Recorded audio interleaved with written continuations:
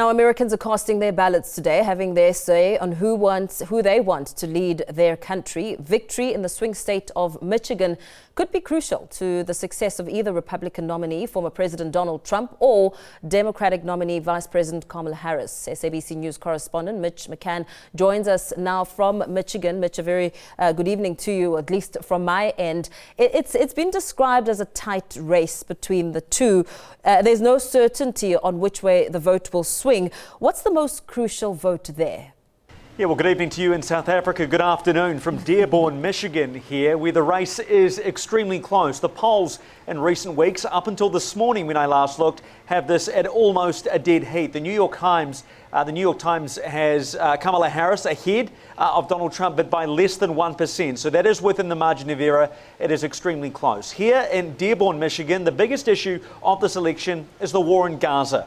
This is the first Arab majority city in the United States. More than half of its residents define themselves as Arab American. And so the war in Gaza is front of mind for them. And many people here are furious, unhappy with the way the current Biden administration has dealt with the war in Gaza. The fact that the Biden administration has been supplying Israel with weapons for its war in Gaza. And so to illustrate how important that issue is for some people here, more than 100,000 people wrote the word uncommitted on the ballot paper in the Democratic primary earlier this year instead of ticking Joe Biden's name. So that was seen as a bit of a protest vote. And I've spoken to voters here in Dearborn this morning that say, yes, they might vote for Kamala Harris, but they're still not happy with her when it comes to the issue of the war in Gaza. Kamala Harris says that Israel does have the right to defend itself, but also she says too many civilians are dying in this war. A similar position to her boss, Joe Biden, the current president. Whereas Donald Trump has been here trying to win voters as well, and he's trying to receive endorsements in the last couple of weeks. So I think the community, as far as people I've spoken to today, seems split on this issue, but it really is an important one here in Dearborn. The commentators, and at least the polls, have been talking about how Kamala Harris and Donald Trump both have a really realistic chance of winning. How has the breakdown positioned the two candidates? Yeah, that's right. So if we look at the national polls at the moment, Kamala Harris is around 49%, Donald Trump is around 48%, and that is well within the margin of error. So while Donald Trump might be losing in those numbers, he could actually be winning because of the margin of error. When it comes to the battleground states, there is no clear leader either. That is 7 battleground states in the US that are likely to decide the outcome of the election. It is really close. And I spoke to you a couple of moments ago about people I've spoken to today.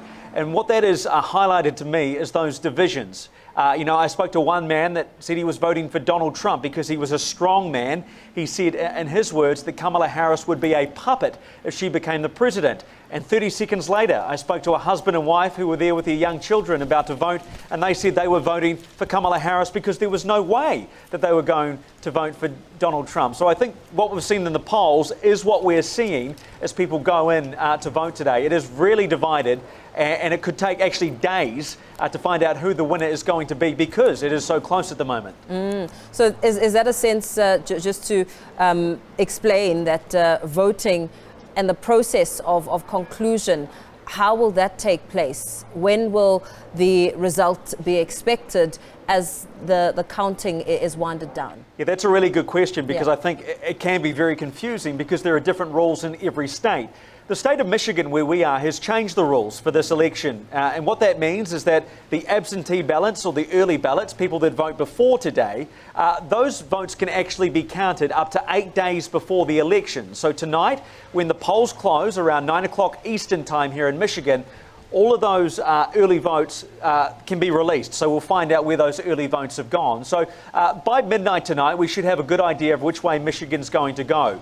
In some of the bigger states like Pennsylvania, which is a swing state with 19 electoral college votes, the biggest prize out of the swing states, it could be tomorrow, it could be the day later, because there are so many votes to count and it is expected to be close. So we might have an idea who wins the election tonight, but we also might not. It could be a couple of days away. Yeah. Well, there's certainly no telling, but thank you very much, SABC News Correspondent Mitch McCann.